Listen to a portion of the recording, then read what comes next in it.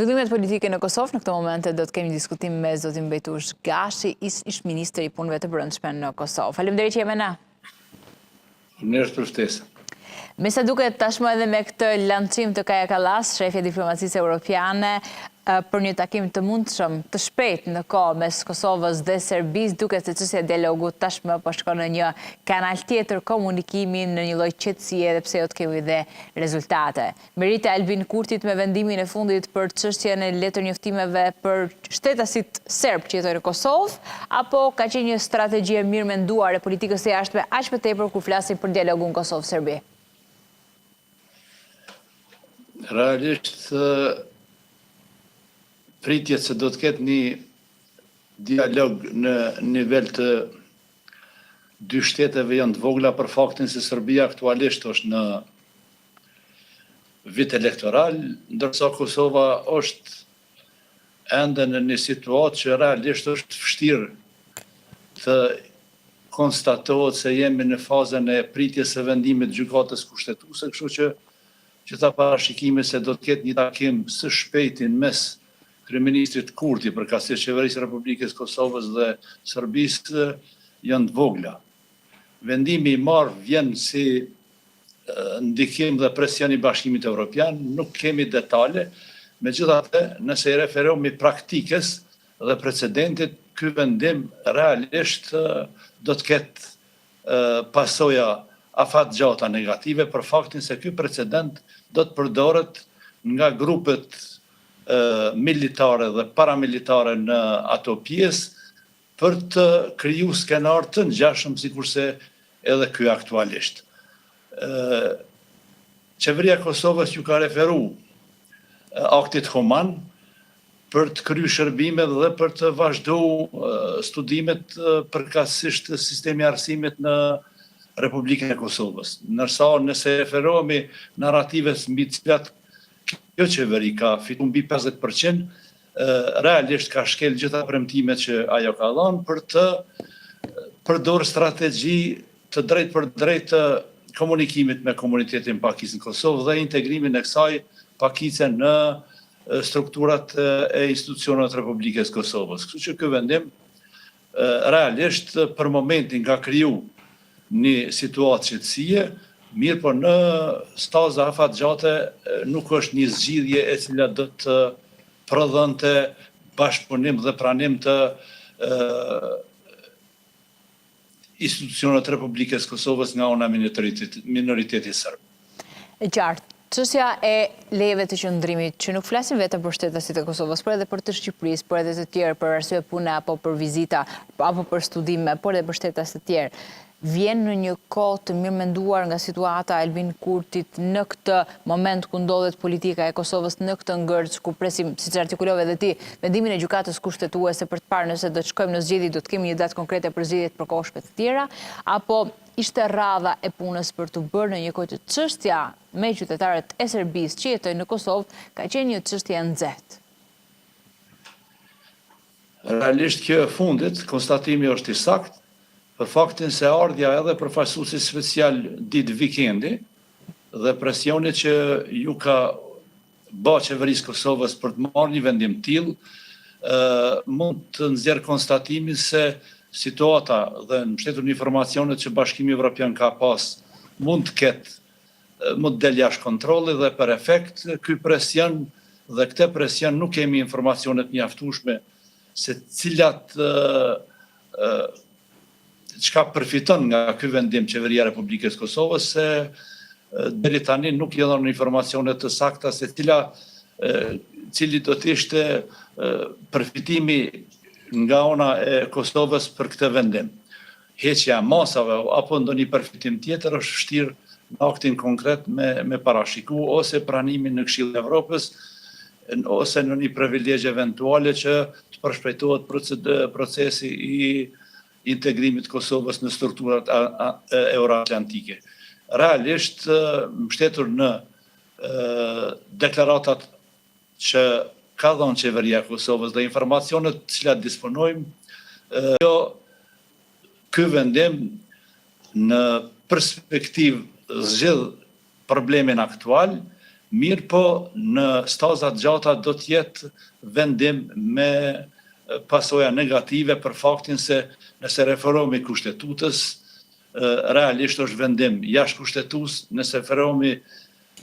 ligjeve në fuqi defunksionalizon shtetin e Republikës Kosovës dhe pasoja të ngjashme të cilat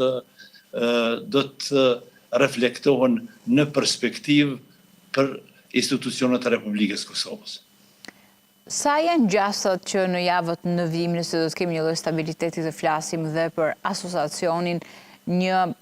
moment shumë i rëndësishëm i politikës të Kosovë për te bindjeve politike po flamujve, kur kemi këtë hap të marrë nga qeveria e Kosovës dhe këtë lloj lehtësire për qytetarët e Serbisë që jetojnë në territorin e Kosovës, si dhe për automjetet dhe lëvizshmërinë e tyre. Po shkojmë në këtë skenar?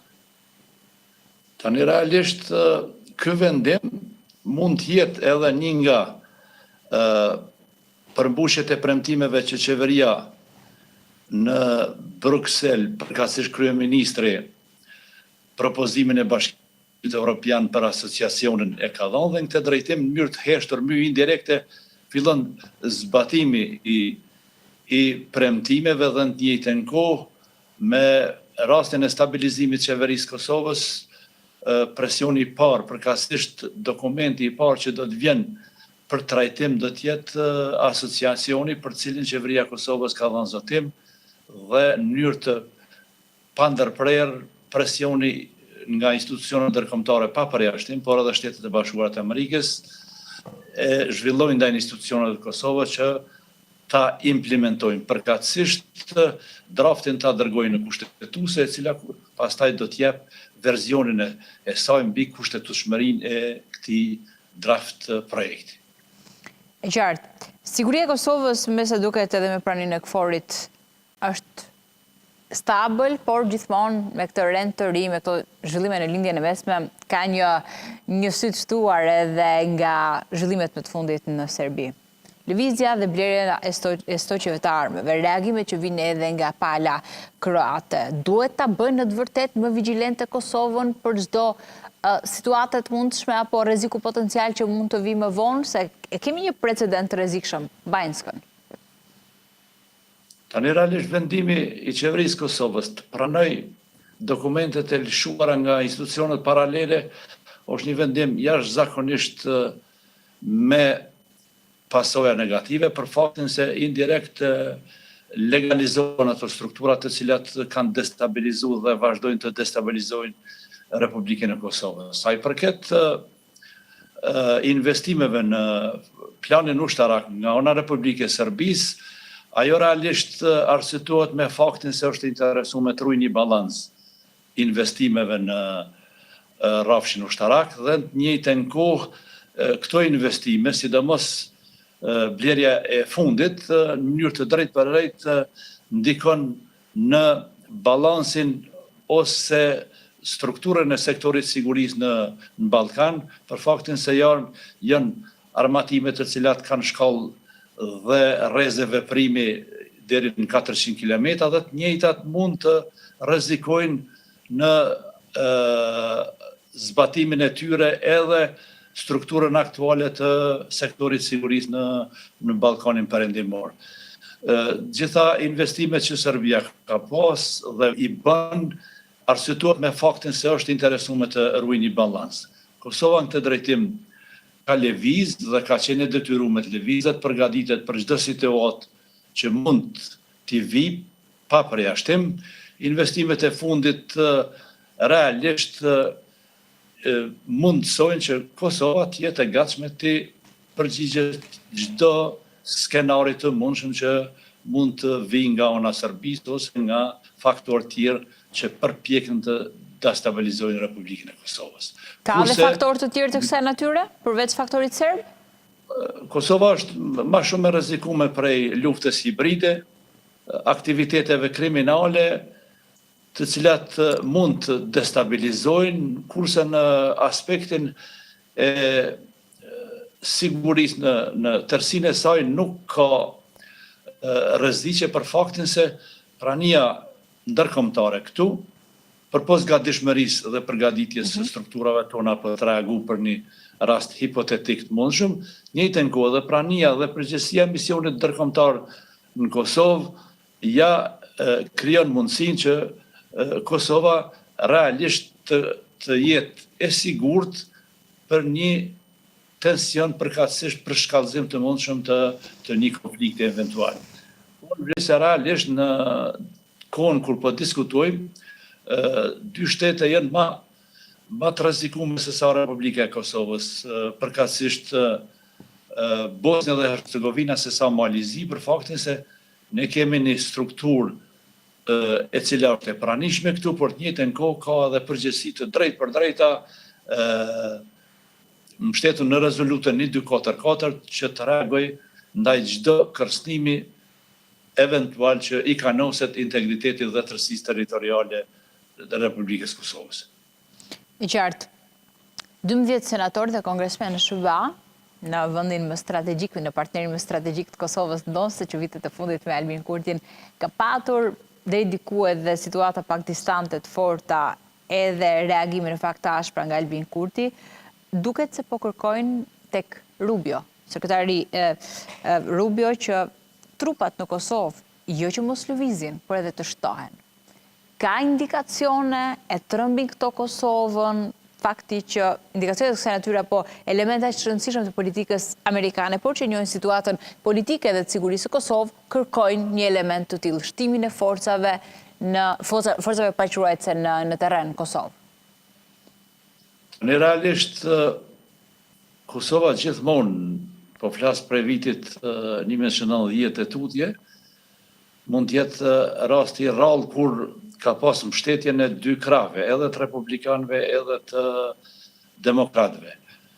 Kërkesa aktuale vjen si shqetësim i kongresmenëve e rekonfigurimit të bazave të Shteteve të Bashkuara të Amerikës për shkak koncentrimit të shtuar, sidomos luftës përkatësisht ndërhyrjes në Iran dhe nevojat që ushtria amerikane ka për të ridizajnuar bazat e saj, dhe në këtë drejtim është me interes të theksohet se kjo kërkesë fakton edhe një herë se Shtetet e Bashkuara të Amerikës e kanë në agjendën e saj Kosovën dhe Ballkanin si prioritet strategjik, të cilin duhet të mirëmbajmë me përmes prezencës saj, për faktin se vetëm Shtetet e Bashkuara të Amerikës dhe prania e saj në rajon mundëson stabilitetin afatgjat të këtij rajoni dhe largon të gjitha kërcënimet që rajonit mund të vinë, për faktin se edhe blerjet e fundit strategjike nga ona e Serbisë, që janë armë strategjike, në mënyrë indirekte Kina është e interesuar që të hyjë në rrafshin strategjik, defunksionalizoj sistemin e sigurisë në Ballkan, për faktin se gjitha shtetet e Ballkanit, pa përjashtim, me përjashtim të Serbisë, janë të orientuara në rritjen e kapaciteteve mbrojtëse, kurse Serbia ka një përpos strategjisë balansuese që e promovon ajo, realisht përgatitet edhe për të shfrytzuar një momentum historik për të ndërhyrë ose invazion ushtarak. Dhe të gjitha këto shqetësime me të cilat jam shumë i sigurt se mbështetur në informacionet inteligjente kongresmenet kanë informacione më të bollshme se sa që ne mund të kemi, shprehin shqetësimin se jo vetëm që nuk duhet zvoglohet kontingjenti aktual, por kontingjenti duhet shtohet për faktin se Boni është i njohur për shpejtësinë e tensioneve që mund të krijohen, të cilat pastaj pasojat do të jenë jashtëzakonisht të rënda. A merret parasysh apo është parë si një lloj kërcënimi i mundshëm duke folur për sigurinë kombëtare dhe si ish ministër i brendshëm fakti që Shqipëria, Kosova dhe Kroacia pak muaj më parë patën një marrëveshje bashkëpunimi në fushën e industrisë ushtarake, shohim që takimet edhe janë intensifikuar, është folur ndër të tjera se mund të ketë edhe vende të tjera si Malizia apo Slovakia që mund të bëhen pjesë e kësaj marrëveshje. Mendon se këto vende, pra këto tre vendet tona, dy vendet së bashku me Kroacin, përbëjnë një lloj kërcenimi, një lloj rreziku kjo lloj aleance për Serbinë? Dhe shohim që Serbia po shton stojë qytetarëve, apo është e papërfillshme kur ne e dim se kush është krahu i djathtë i Serbisë? Përkundrazi, këto përshpejtojnë, sidomos është e favorshme për Kosovën, për të ngritur kapacitetet e saj integruese, kurse për të tri vendet lehtësojnë ngritjen e kapaciteteve operative si dhe investimeve në fushën ushtarake. Idetë e të tilla të koalicioneve mbështetur edhe në aktet në fuqi të funksionimit të kësaj strukture ushtarako-politike janë të mundshme dhe shtetet individualisht ose në mënyrë trilaterale, siç është rasti konkret, mund të kenë marrëveshje të cilat shkojnë në drejtim të rritjes kapaciteteve reaguese dhe të ndërsjellta. Kjo nuk i referohet vetëm situatës luftës, por edhe situatave të tjera të cilat mund vinë nga fatkeqësitë natyrore dhe mundësojnë këto ngritje kapacitete mundësojnë përballimin më të shpejtë të situatave hipotetike që shtetet konkret mund t'i ndodhen. Pastaj krijohet edhe një fuqi blerëse e shteteve nëse investohet në kapacitetet e prodhimit të industrisë ushtarake, andaj tregu zgjerohet dhe në njëjtën kohë, çka është më e rëndësishme, gjitha investimet që bëhen, qoftë në edukim, qoftë strategji veprimi dhe angazhime të tjera janë në harmoni të plot me aktet në fuqi të NATO-s dhe funksionimit të kësaj strukture ushtarako-politike. Rastin të kundërt, Serbia realisht investon që në teori njihet si teoria e proporcionalitetit, përkatësisht balansit ushtarak,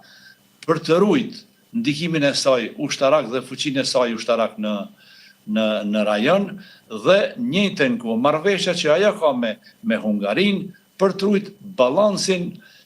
ushtarak të funksionimit të NATO-s si strukturë ushtarako-politike në Ballkanin Perëndimor. Prandaj nuk është çështja e njëjtë,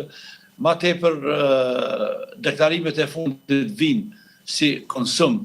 dhe domosdoshmëri e mbrëmshme nga ana e Republikës së Serbisë, sa një arsyetim konkret i investimeve që Republika e Serbisë ka në sektorin ushtarak.